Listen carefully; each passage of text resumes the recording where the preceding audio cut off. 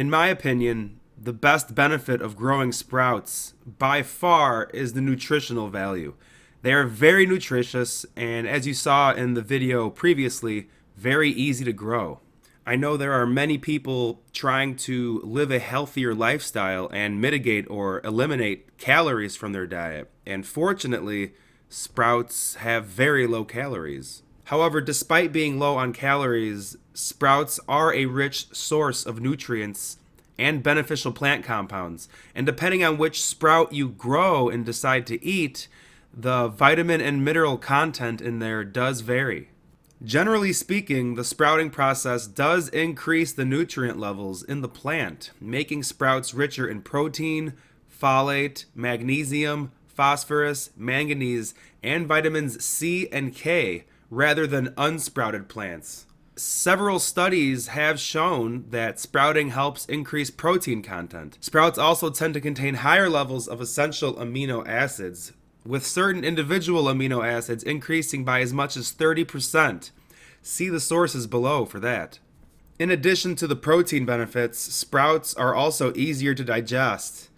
This is due to the sprouting process, which appears to reduce the amount of anti-nutrients, compounds that decrease your body's ability to absorb nutrients from the plant, in some cases by up to 80%. Sprouts are also a great source of antioxidants and other beneficial plant compounds as well. If you want to learn more about anti-nutrients, see the source below. I am also learning about this as well, and it's pretty interesting because I think most of us just assume that whatever we eat all gets absorbed, and that's just not the case. Okay, let's talk about how sprouts can help people control their blood sugar. This particularly applies to people with type 2 diabetes. One study followed a small group of people with type 2 diabetes. Half of the group ate 60 grams of lentil sprouts per day along with their normal diet, while the other group simply consumed their normal diet.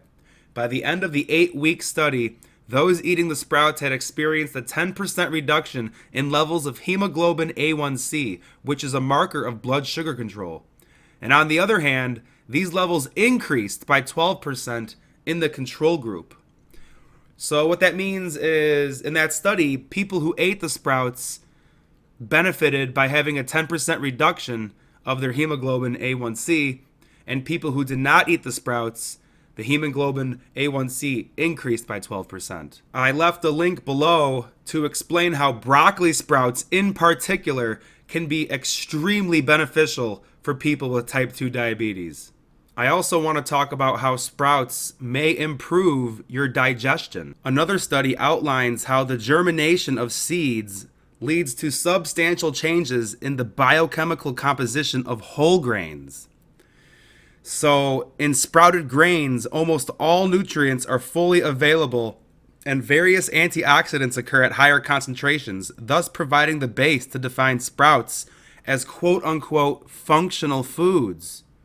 And wouldn't you know it, but sprouts may also improve your cardiovascular health as well.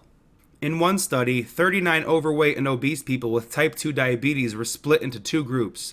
One was given 60 grams of lentil sprouts per day, whereas the other group received no sprouts. At the end of the 8-week study, the group that had consumed the lentil sprouts had 12% higher levels of good cholesterol, which is HDL cholesterol, and 75 to 84% lower levels of triglycerides and bad cholesterol, which is LDL cholesterol, compared to the control group. In another study, people with type 2 diabetes who were given 10 grams of broccoli sprout powder per day for 4 weeks benefited from an 18.7% decrease in triglyceride levels and significantly higher levels of good cholesterol, or HDL cholesterol. Thank you, everybody. I hope you got something out of the video. Be sure to subscribe to the channel so you can see more videos about the benefits of sprouts, and in the near future, the benefits of growing your own microgreens.